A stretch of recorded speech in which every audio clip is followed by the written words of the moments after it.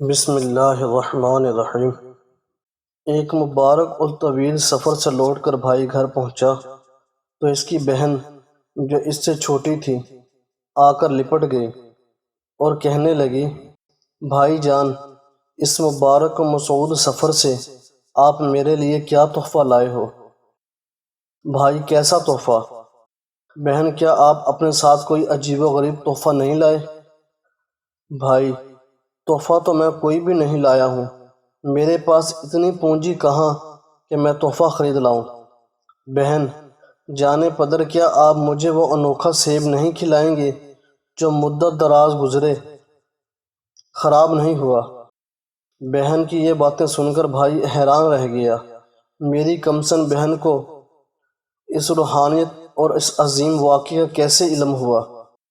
مدینہ النبی، شہر رسول صلی اللہ علیہ وسلم کے عین روضہ مقدس کے قریب اولیاء اللہ کی ایک مقدس جماعت کسی جانب کا عزم کر رہی تھی۔ قافلے میں 9 افراد تھے۔ اس نوجوان نے ان کی نورانی شکلوں اور پاکیزہ شباہتوں کو دیکھا تو ان کے پیچھے چلنے لگا۔ جماعت اولیاء اللہ میں سے ایک نے نوجوان کی طرف متوجہ کی اور پوچھا، تم کون ہو؟ کہاں جا رہے ہو؟ جواب میں نوجوان نے کہا، مجھے اہل اللہ سے محبت ہے اور حضور صلی اللہ علیہ وسلم کا ارشاد گرامی ہے کہ جہاں بھی اہل اللہ نظر آئیں ان سے محبت کرو، ان کی پیروی کرو۔ جواب میں نوجوان نے کہا، مجھے اہل اللہ سے محبت ہے، خدا کرے مجھے بھی آپ لوگوں کی مصاحبت سے نعمت سرمدی میسر ہو۔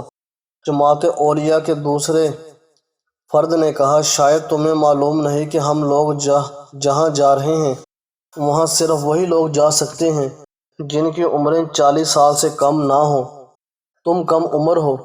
جماعت اولیاء کے تیسرے فرد نے کہا، یہ نوجوان اگر ہم لوگوں کے ہمراہ چل رہا ہے تو چلنے دو، ممکن ہے اللہ کے کرم سے یہ بھی وہاں داخلہ پالے۔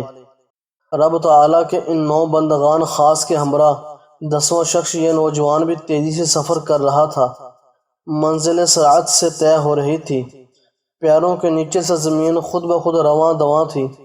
یہ لوگ ایک ایسے شہر میں پہنچے جو طلائی اور نقرئی تھا، ہر طرف سونے اور چاندی ہی نظر آ رہے تھے۔ وہاں نہایت ہی حسین و جمیل گھنے باغ تھے، صاف و شفاف پانی کی نہریں بہہ رہی تھیں، درختوں سے بکثرت پھل لٹک رہے تھے، سب نے وہاں میوے کھائے اور سیراب ہوئے۔ نوجوان وہاں سے 3 سیب اپنے ساتھ لیے، اسے کسی نے منع بھی نہ کیا۔ قافلہ متحیر تھا کہ خدایا زمین پر ایسے ایسے خوبصورت شہر بھی تو نے بنائے ہیں۔ اس نے اہل قافلہ میں سے ایک صاحب سے پوچھا، یہ شہر کون سا ہے؟ اس کا نام کیا ہے؟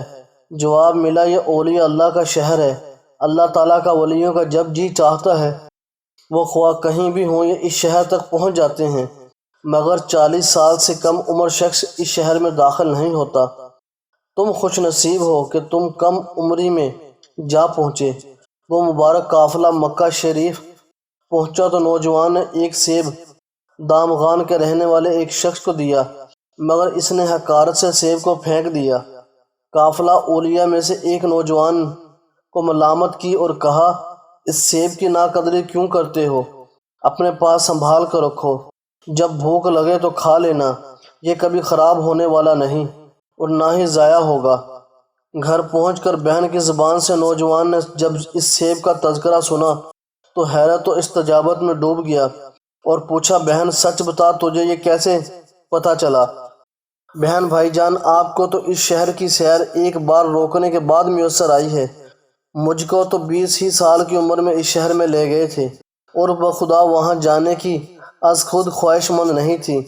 بھائی، مگر میں نے تو سنا کہ 40 سال سے کم عمر والوں کو وہاں جانا نصیب نہیں ہوتا، صرف ایک میں ہی تھا جو اس اصول سے مستثنیٰ رہا، میرے سوا کم عمری میں وہاں کوئی نہیں گیا۔ بہن، تم نے سچ سنا، مگر یہ اصول و ضوابط جو مرید و محب ہوں ان کے لیے ہے، جو مراد و محبوب ہوں ان کے لیے نہیں۔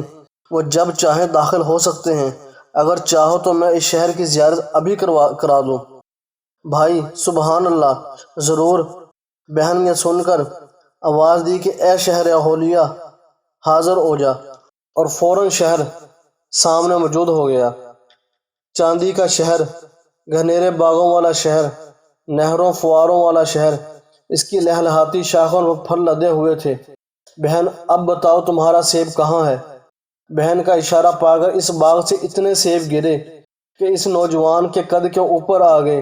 یہ عجیب و غریب معاملہ دیکھ کر بھائی مسکرا پڑا اور اسے یقین ہوا کہ میری بہن سلوک روحانیت میں اتنی بلند پہنچ چکی کہ اس نے مقام محبوبیت اور مقام اولیاء پا لیا۔